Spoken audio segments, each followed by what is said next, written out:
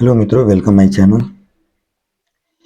मित्रों, आज हम लोग बात करेंगे वैसे जगह की जहां सपने सजते हैं, संवरते हैं और टूटते भी हैं, चकनाचूर भी होते हैं।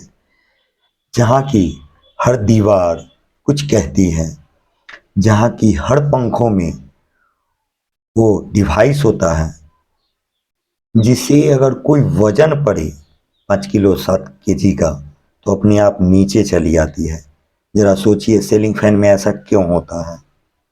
और वह आज के समय में एजुकेशन का हब माना जाता है, इंजीनियर और डॉक्टर बनाने की फैक्ट्री मानी जाती है। मित्रों, हम बात कर रहे हैं कोटा की। आज कोटा की कहानी हम जानेंगे, जो कभी किलो, कभी महलों और कभी चूड़ी के नाम से ख्याति पाने वाला, प्रसिद्ध होने वाला शहर आज एजुकेशन हब के नाम से जाना जाता है। आज वह एक कोटा फैक्ट्री बन चुका है, जिस पर एक वेब सीरीज भी है। तो आखिर यह हुआ कैसे और ऐसा क्यों होता है, ये हम जानने का प्रयास करेंगे।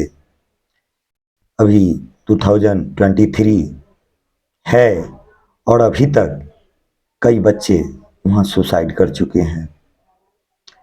90 के दशक की शुरुआती दौर था। उससे पहले कोटा एक इंडस्ट्री एरिया हुआ करती थी, लेकिन 90 के दशक में एक शख्स हुआ करते थे जिनका नाम बंसल था, जो इंजीनियर थे, जिनको एक बीमारी हुई जिसके कारण उनकी नौकरी छूट गई और वे कुछ बच्चों को ट्यूशन देने लगे थे। ट्यूशन देने लगे, ट्यूशन चल पड़ा और कुछ बच्चे आईआईटी में सक्सेस भी हुए। फिर इन्होंने बंसल कोचिंग सेंटर की शुरुआत की। फर्स्ट टाइम 8 बच्चे आईआईटी क्रैक कर गए। इसके बाद धीरे धीरे बहुत सारी संस्थाएं आने लगी, बहुत सारी कोचिंग खुलने लगे, नाम होने लगा। स्टार्टिंग में 7 कोचिंग सेंटर थे, लेकिन अभी तो बहुत सारा हो चुका है। अभी तकरीबन 3 लाख स्टूडेंट वहाँ इंजीनियर और डॉक्टर बनने के लिए दिन रात संघर्षरत है, जिन्हें अपने जीवन का ठिकाना नहीं, जिन्हें अपनी खुशी का एहसास नहीं, सिर्फ और सिर्फ संघर्ष, मंजिल पाने की चाहत, और उस चाहत में पीछे छूट जाती हुई खुशी और जिंदगानियां, बचपन वाला वो एतबार और हंसी गायब होती, चेहरे की मुस्कान, ये सब बयां करती है। फिर जब धीरे धीरे यह शुरू हुआ तो वहाँ फिर एक बिजनेस स्टार्ट हुआ और वहाँ लोगों ने हॉस्टल, पीजी, वहाँ के जो लोग थे अपने घर को हॉस्टल में, पीजी में तब्दील करने लगे, मेस में तब्दील करने लगे, लॉन्ड्री में तब्दील करने लगे। व्यापार और रोजगार का साधन बढ़ने लगा और आईआईटी मेडिकल के लिए अधिक से अधिक वहाँ तैयारियां शुरू होने लगी।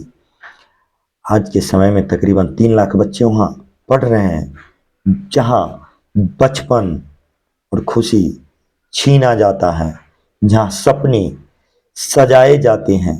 सपने सजने के साथ साथ सपने दम तोड़ते हुए भी दिखते हैं। जहाँ शुरू होती है संघर्ष की कहानी सुबह 6:30 बजे से और चलती है देर रातों तक, निरंतर, अनवरत। हर बच्चा साथ रहकर पढ़ता है, लेकिन हर बच्चा अपने आप में तन्हा और अकेला होता है, क्योंकि उन्हें बताया जाता है ये तुम्हारे साथी नहीं बल्कि तुम्हारे कंपटीटर है, तुम्हें इससे प्रतिस्पर्धा है, इसलिए यहाँ कोई मित्र नहीं, कोई दोस्त नहीं, नहीं तो तुम पीछे छूट जाओगे और जिंदगी की दौड़ में एक दूसरा बाजी मार ले जाएगा और आगे निकल जाएगा। रह जाओगे तुम तन्हा, और तन्हा रहते हुए बच्चा प्रेशर, डिप्रेशन और बर्डन का शिकार होता जाता है। जहाँ का कुछ इलाका है, राजीव गांधी नगर, जवाहर नगर, बसंत विहार, ये सब वह एरिया है जहाँ इंजीनियरिंग करने के लिए, आईआईटी करने के लिए बच्चा रहते हैं, जिन्हें हर वक्त एक प्रेशर बना रहता है। खाना, रहना, सब कुछ उसे इंस्टीट्यूट के माध्यम से दिए जाते हैं, जिस सब का पैसा लिए जाता है। भले ही पैसा ज़्यादा हो, यह भी नसीहत दी जाती है कि बाहर भले ही खाना सस्ता मिलता हो, लेकिन आप वहाँ जाओगे तो घंटों भर का समय बर्बाद होगा। इसलिए महंगे खाना खाकर वह घंटे भर का समय पढ़ाई में लगाओ, आगे निकल जाओगे। हर सांस जहाँ गिरमी होती है और हर समय, हर मंथ जहाँ टेस्ट होता है, संडे को भी टेस्ट हो जाता है। पता नहीं उस टेस्ट में जो जिस कैटेगरी में आता है उसको उस कैटेगरी में रख दिया जाता है। 1 2 3 4 5 बच्चा यहीं से डिसाइड खुद करने लगता है कि मैं किस कैटेगरी में आ गया हूँ और इस कैटेगरी का आगे लेवल क्या होने वाला है। अगर डेथ दर की बात करूं उस जगह की, तो 2012 से अगर मैं लेता हूं तो 2012 में 11 बच्चे वहाँ सुसाइड किए थे। 2013 में 13 बच्चे, 2014 में 8 बच्चे, 2015 में 17 बच्चे, 2016 में 18 बच्चे, 2017 में 14 बच्चे, 2018 में 20 बच्चे, 2019 में 18 बच्चे, 2020 में 20 बच्चे। 2021 का रेशियो शून्य रहा, क्योंकि 2021 में कोरोना था, जगह खाली थी। शुरू हुई सिलसिला 2023 और 2023 में भी कई बच्चे सुसाइड कर चुके हैं। आखिर ऐसा होता क्यों है? इसके पीछे का जो रहस्य है वो ये है, बर्डन, परेशानी। माँ बाप बहुत मेहनत, संघर्ष और परिश्रम से उस बच्चे को अपने जीवन को एक नए रूप देने के लिए वहाँ भेजते हैं। अपने ज़मीन जायदाद बेच करके भी भेजते हैं। लेकिन जब कुछ बच्चों को लगता है ये सपने हमसे साकार नहीं होंगे, तो लास्ट ऑप्शन सुसाइड के सिवा उनके पास कुछ बचता नहीं है। क्या यही जीवन है? क्या अगर ये न मिले तो जीवन जीना और चलना संभव नहीं हो सकेगा? ऐसा बिल्कुल नहीं है।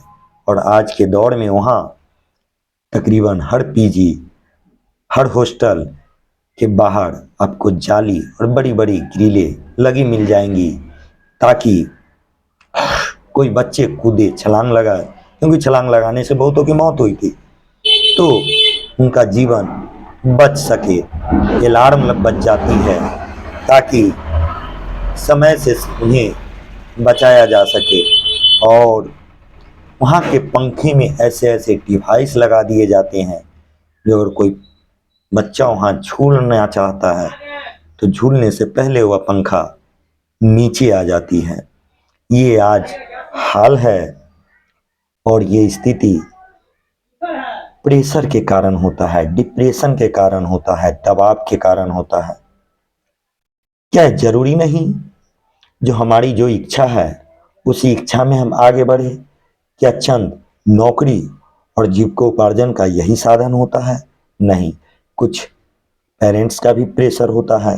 बच्चे को अगर चॉइस है कुछ और फील्ड में जाना, तो उनके ऊपर दबाव होता है जो नहीं नहीं, इंजीनियर बनना है, डॉक्टर बनना है। अगर किसी को आईएएस बनना है तो उसे डॉक्टर के फील्ड में जाने के लिए कभी प्रेशर होता है, तो इस फील्ड में उसे मन भी उतना नहीं लग पाता है।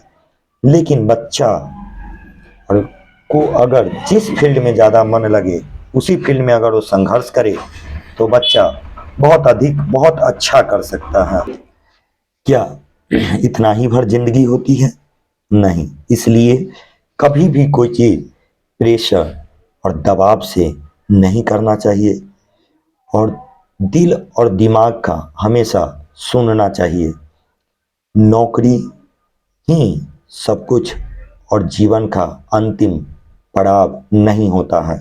इतिहास गवाह है, जो बहुत लोग फेल्योर हुए, लेकिन जीवन के दौर में वो आज बहुत आगे हैं। किताब एक ज्ञान का माध्यम है, लेकिन किताब से भी एक बहुत बड़े ज्ञान का माध्यम होता है हमारा आस पड़ोस का परिवेश, हमारा समाज।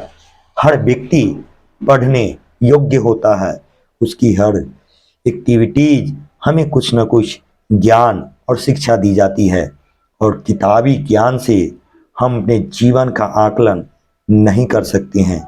जीवन का आकलन, एक जीवनचर्या भी थोड़ा भिन्न होता है। किताब एक माध्यम हो सकता है, लेकिन सक्सेस की सीढ़ी पूरी नहीं बनती, जबकि आपको एक समाज के साथ भी एक एक्टिविटी होनी चाहिए बेहतर। यदि आप किताबी कीड़ा हैं और समाज को आप अच्छे से नहीं समझते हैं, नहीं जानते हैं, आपका एटीट्यूड उस टाइप का नहीं है, तो आप ज्ञानी नहीं माने जाएंगे। और इसका मिसाल रहा है कबीरदास। इसमें एक दोहा कहते हैं, मुझे याद आ रही, पोथी पढ़ी पढ़ी जगमुआ पंडित भया न कोई, ढाई आखर प्रेम का पढ़े सो पंडित होए। जब वो बनारस में थे तो बहुत सारे बड़े बड़े पंडित पोथी पढ़ पढ़ के विद्वान तो हो रहे थे, अपने आप को कर रहे थे, लेकिन निजी जीवन का और समाज का शायद उनके अंदर वो व्यवहार नहीं था। उनके अंदर ईर्ष्या थी, द्वेष थी, जलेसी थी, और प्रेम के नाम पर घृणा थी। इसलिए शायद कबीरदास को ये बात कहनी पड़ी थी।